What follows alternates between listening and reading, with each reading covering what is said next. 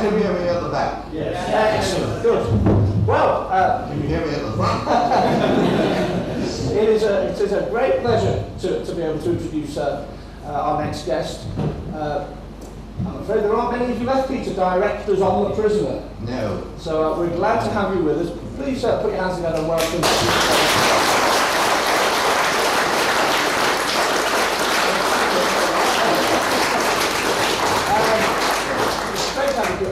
So can I ask, your first experience of working with Magoo on Danger Man, do you have any recollections of the programme? You directed 7 episodes, I believe. Yes, that's right. Yeah, it was a little bit stiff at the beginning because he had heard about me. I'd been quite successful on the BBC, and then when ITV started, I went to them immediately. And I had a big success with something called The Last Enemy, which I also wrote, which was an adaptation of Richard Hillary's experience as a Battle of Britain pilot. He was a very upper-class undergraduate, and he was in the Oxford squadron, and he, in the Battle of Britain, because he was so arrogant, he didn't wear gloves and didn't wear his mask. He got burnt on the face and hands very badly. And his book was very clever. It told in detail how he stopped being arrogant and became more compassionate to his fellow men, and realised that the war was being fought by everybody, by old charwomen, getting bombed and so on. So I'd had this success, and McGowan knew about this. So he was a bit sort of, we were very cool to each other for perhaps a day, and then suddenly I made him laugh, and then it all happened, and we did become very good friends, particularly on later on Jamaica Inn, when which I actually produced. It was directed by Lawrence Club, and this had James Seymour and some very good other actors. And he insisted that we had breakfast together every morning because he didn't want anyone else to come and sit down with him. Was he an easy actor to direct? No, because he was always sure there was something better. And this was not true. He would sometimes deliver a perfect take, and he would say, "I'm not sure about that, or the way I said that line," and he would say, "Patrick, please, you know, it was wonderful," and you had to sort of cushion him a bit. But despite all that, I mean, he was a very experienced stage actor. Remember that he'd been in Moby Dick with Orson Welles, he'd been in the stage play with Orson Welles, still in Moby Dick, and he'd done a lot of things. He actually was reputed, I never checked this, to have played King Lear at Sheffield at the age of 23. Yes. So, but I never checked this, but somebody told me this. So he was a very good actor, actually, and I think that is one of the reasons for The Prisoner, that because I think he started to regret having done so many Danger Mans when he could have perhaps worked with Old Vic, or could have done Shakespeare, he could have done all sorts of things in the West End. He had been in the West End. He was in a thing called Serious Charge, where he played a man accused of a homosexual attack on a choir boy. Well, there was nothing homosexual about Patrick, I think. So that was playing against character.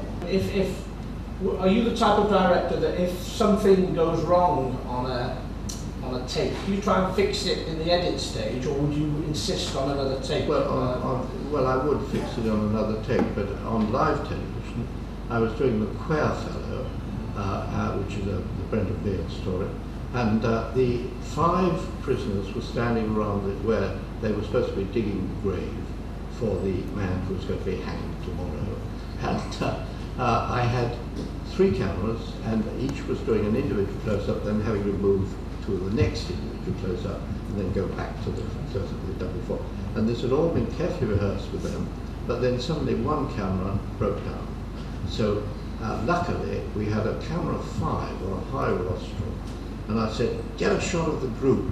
And so this guy got a shot of the group. We lifted the boom out of the shot, and we played the rest of the scene on this 5-shot. And even the Daily Telegraph said this awesome look at the prisoners round the grave. And then the door suddenly burst open, and Mrs. Brownrigg, who was the head of Captain Brownrigg was the head of Associated British Fusion, and she said, "Oh, I really do believe they're on the air." I said, "Shut up, for Christ's sake." We have a problem. So I was then called to Captain Brownrigg tomorrow for the following day for using foul language to a lady. And I said, "Well, you would have used foul language if you were in the state I was in at the time. Yes. We were on the air." Do you bring the same approach to directing actors? Do they need telling firmly what to do, do you think? Or do you try that? There's no such thing as telling an actor firmly what to do. No. You have to cajole them, do you, rather than tell them? Well, it's a relationship thing, you know. They trust you. If they trust you, you say, why don't we make this man a man who hates women? He says, well, but I like women. And you say, well, yes, but make this man a woman hater. And we tried. It rather works or it doesn't. Yeah. This is the point of rehearsals. Mm-hmm. Yeah, so filming something like Danger Man, though, for example, yes. You don't get that chance to, you know, the actors learn the script and then they're on set. Yes. And at that point, do you have meetings on the set with them? Is it all just on the hoof? No. No. No. If anyone comes up with a good idea, you have to be instant and think, yes, all right, we'll try. But it takes 5 minutes out of your day, and now 5 minutes in the director's day is on those sort of schedules is very important. Is it? Yeah. Yes. So would you welcome input from the actors, or would you go direct? So I'm the director. This is what happens, or do you welcome? No, that's autopremature. That's you know, that's the Teutonic. I am the director. You can do what I say. Yes. That's verflucht. It's out. Yeah. Did you find that you'd make a Danger Man, one of the hour-long Danger Man episodes, that being on a 10-day turnaround? Did you find the fact that working to a really tight deadline was that something that suited you, or did you not particularly like that? Would you like more time to work on these episodes? No, I think the time thing is a very, very good thing, because you can. I feel that cameramen, if they feel they have time, take a lot of time and just get the lights just right. And it's wasting your time, because you've rehearsed your actors, they're ready to go, and then he suddenly says, "Oh, can we put the spot round a bit?" And then the guys lift it, and you know, and all the energy that you put into the scene has then got to be worked up again. Yeah. So I felt that a lot of studio lighting was a waste of time, a waste of the director's time. Mm-hmm. But then that's a typical director's attitude. Do you have any specific memories of working on the Danger Man episodes? Because you did 7, so yes. After you made the first one, they obviously liked what they saw. Yes, they did. They've actually got 6 more times to direct. Yes, the reason I did 7 was that we were building a house at the time, and frankly I liked having the sort of money they were doing, which I could put into a house, which is greed, and but that's it. Did you come on the location shoots at all for Danger Man, or was it very much in MGM? No, it was MGM, and the outside of MGM became anywhere, you know, the American Embassy in Caracas or whatever. Yeah. But I did go with a helicopter and to a gravel pits near Joe's Cross, and desert scenes for that, and a double for Patrick getting out of the helicopter.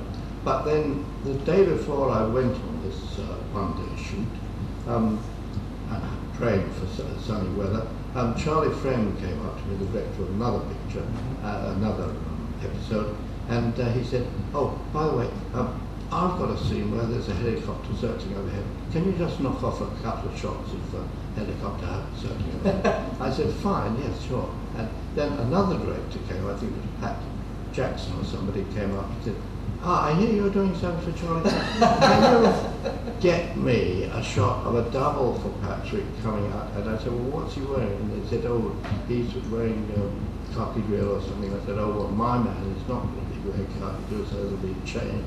He said, yes, we'll provide you with a costume. So I think I ended up with 3 directors' work, as well as my own, for this gravel pit scene. Yeah. Luckily, the sun shone. Yeah. The sun shone. I heard on the commentary earlier on that you seem to be very impressed with the production values on Danger Man and the work of the art department. Yes. The art department was it Frank Green? I think it was. I remember it was John Champagne on the Prisoner, wasn't it? All the people on the McGowan things were very, very professional. Whether he chose, it wasn't him. It was Aida Young, who was the lady who was a tough production manager.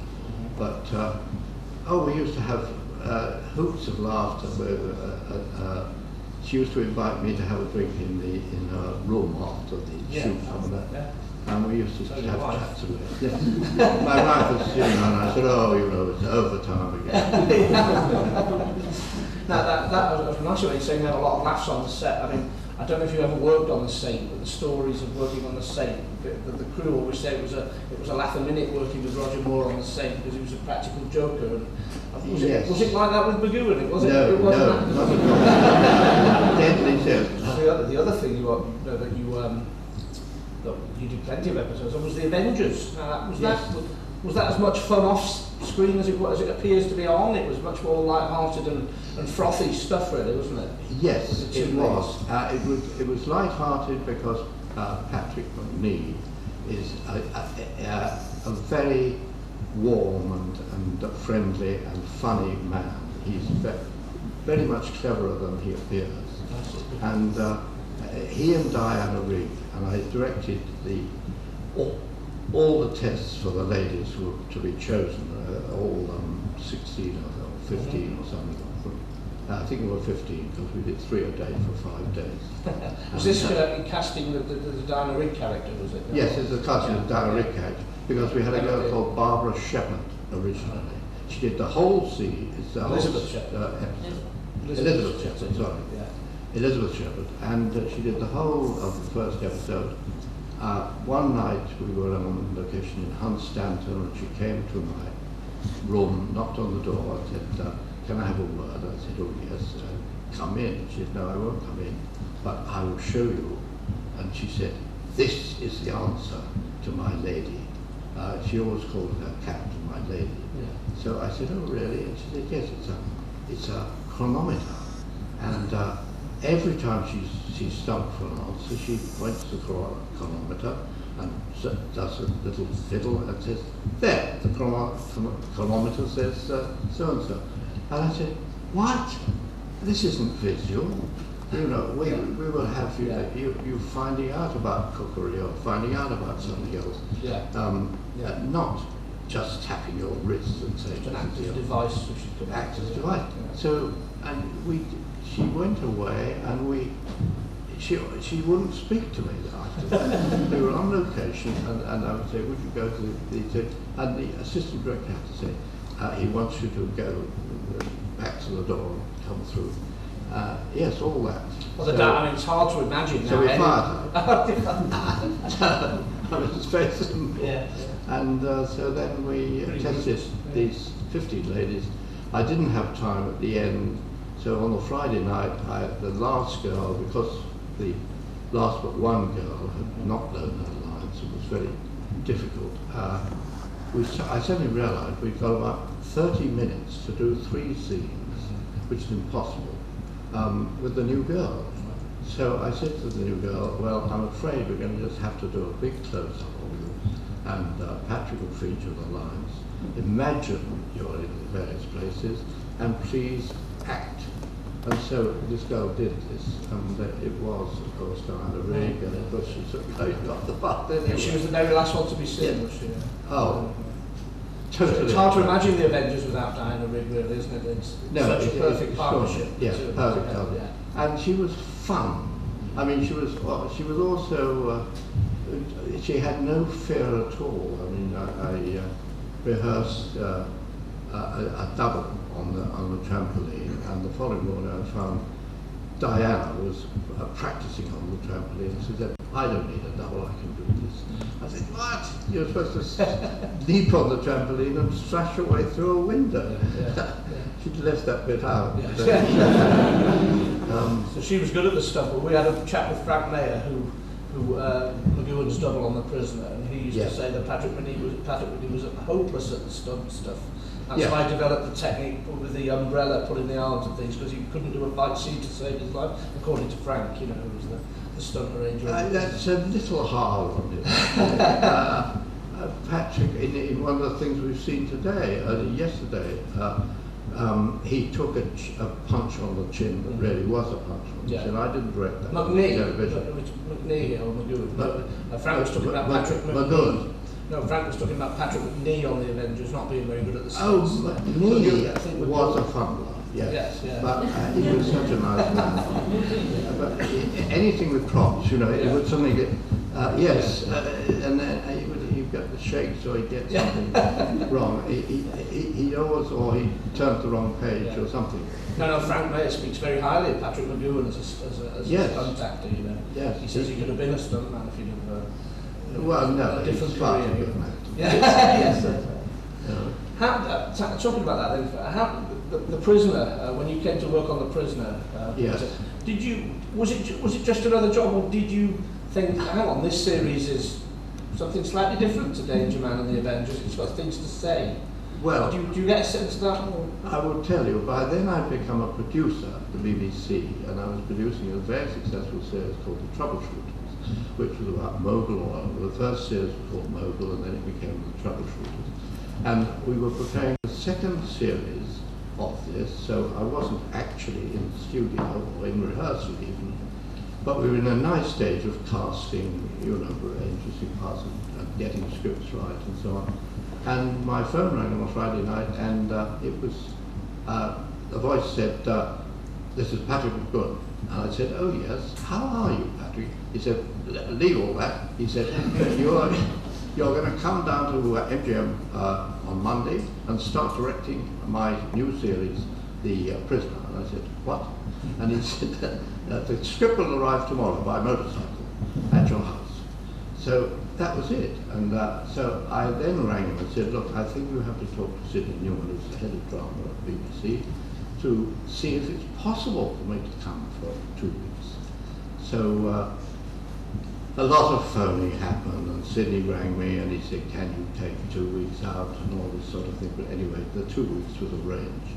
And I went on Monday morning, but having read the script several times, I then luckily had lunch with George Markstein. I did what I had to in the morning, but I said to George, what is all this?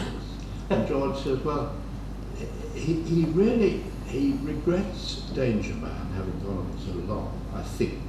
And I think this is a sort of trying to say he is now a prisoner of his own success. And he's trying to say it in an obscure way, which, and I said, of course, yes, that is it. Now work on that principle, which I did. And it was very, it became, suddenly, Patrick and I suddenly found a great rapport, which we hadn't even had on Danger Man.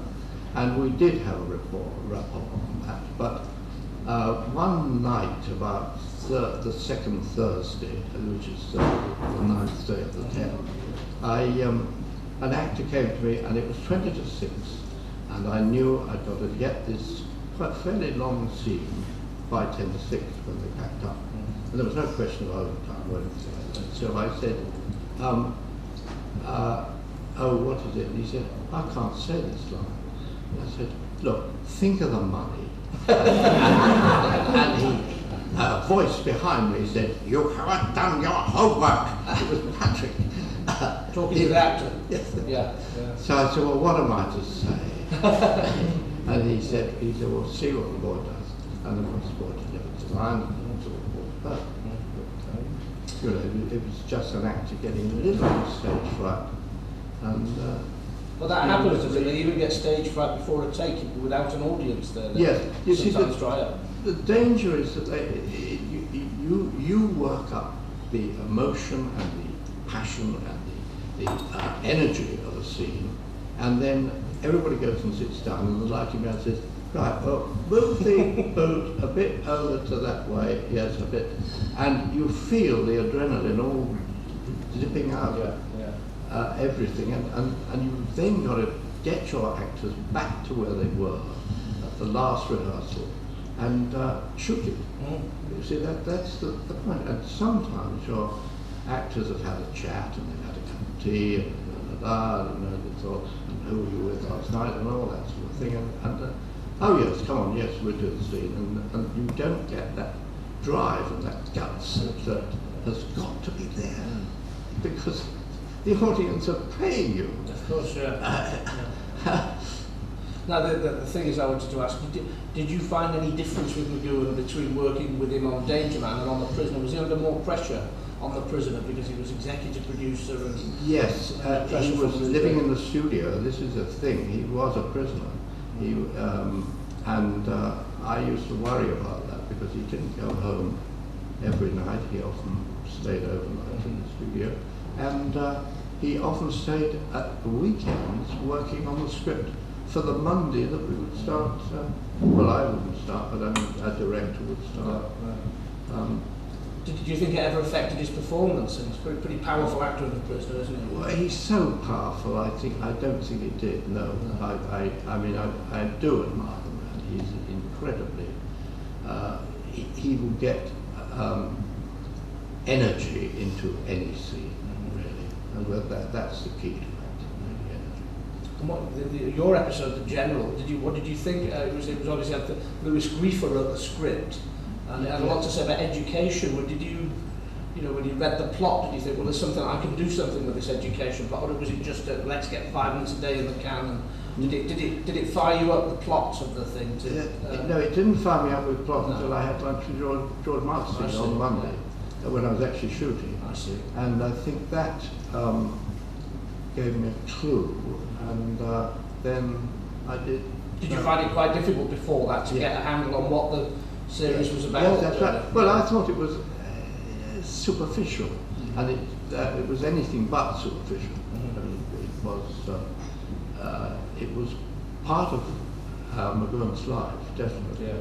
Did you get the impression there was tension between McGowan and Mark Stein at that stage? Because they certainly fell out, didn't they? And they Mark did Stein eventually left the series, didn't he? Well, yeah, because Mark Stein said he thought it was his idea, and I think, Patrick thought it was his idea. I think it was a bit of both, personally, Who can say whose idea is what? Yeah. But then he came and worked for me when I was producing in Jamaica. Yeah. And of course, then we got on like a house on fire. That would have been his old That would have been 14, 15 years later, was it 1980 Jamaica? Yes. Even later, 83? 1960 I was doing. 82. And then it was 82, yes, so that's 22 years. When you met up again, was it like, was it old friends, or did you have to read? Yes, I mean, he insisted that I had breakfast with him every morning. But that was just to keep people out. You produced Jamaica? I produced Jamaica. Direct Jamaica. No, I didn't direct. No. It looked a very expensive production, was it? It was expensive, yes, because we crashed a boat. We deliberately crashed a boat. Yeah. It was supposed to be wrecked on the rocks, and so we arranged. We didn't arrange for a storm, but during a night when we knew there was going to be a high tide, we arranged that the ship would be crashed onto the rocks. Unfortunately, it crashed onto the rocks at 3 p.m. in the afternoon. Yeah. And I had a second unit there standing by, and radioed the first unit who were up on the cliffs doing something else, come on down immediately. And so we actually got the crash with the second unit, and then they came. And that is a very interesting thing because everyone really jumped to it, and we got there, and this is in more or less the winter, and so the light was going. And I said to the cameraman said, can you get the 2 big arms down here? And the electrician said, the chief electrician said, yes, certainly, and he told one of his men, and his men said, what about our dinner break? And he uttered a thing that I have never heard any man say to his crew, certainly not an electrician. He said, beggar your dinner break, this I have to get these shots. And I had never known such an experience. I mean, film crews are notoriously militant, aren't they? Yes, yes, they are, and ours were no different from anybody else. And that was, it was actually bugging, I didn't say that. But, you know, it was really, that was it. The stuff he did for HTV is, I'm a big fan. I'm sure many of you from your youth remember Children of the Stones. I remember that beautiful shot in the lovely village of Avebury in Wiltshire. Excellent series with Ian Richardson and Gareth Thomas. I mean, that's one of my favourite children's series. Yeah. And you've well, got Ian Cuthbertson, sorry. The idea was to, when I went to HTV, I was fed up with the BBC because they'd appointed a man I didn't like as head of drama series, and I'd always had a great relationship with Andrew Osborne, who was head of drama series up to then, and he retired and so I met Patrick John Gould of HTV in Cannes, at the Cannes TV Festival, and he said, what are you doing? And I said, well, I'm having a terrible time at the BBC.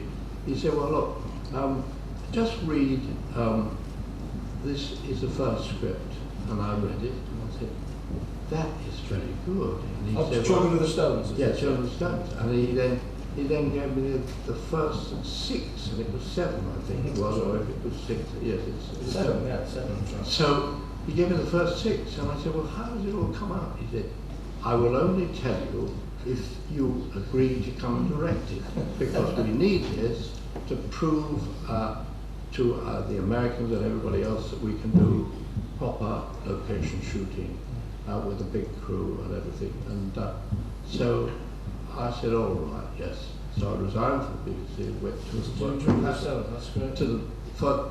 I thought I was going for 3 months, and I went for 16 years.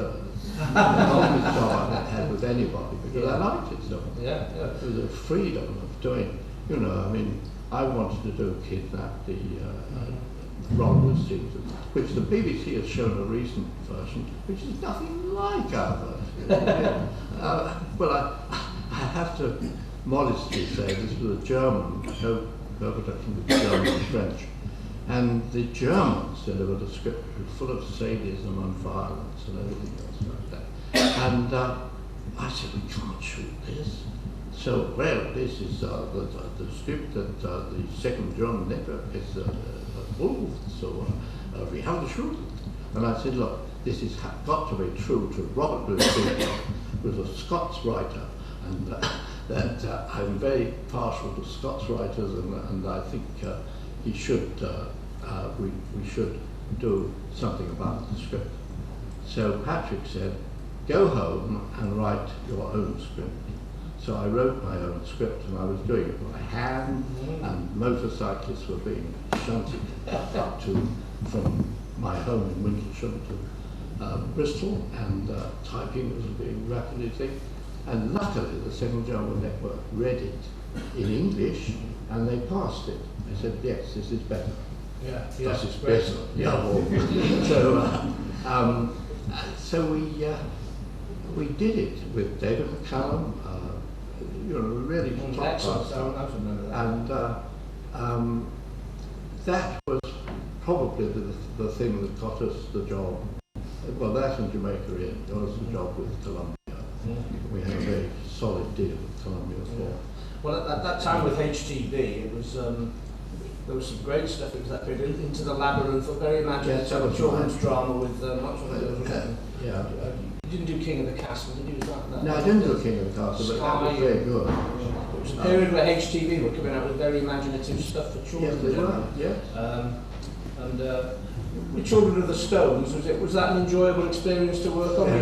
Based in Avebury? Well, because it's based at Avebury. I was going home every night actually, but it was only just down the motorway, an hour and a half that way.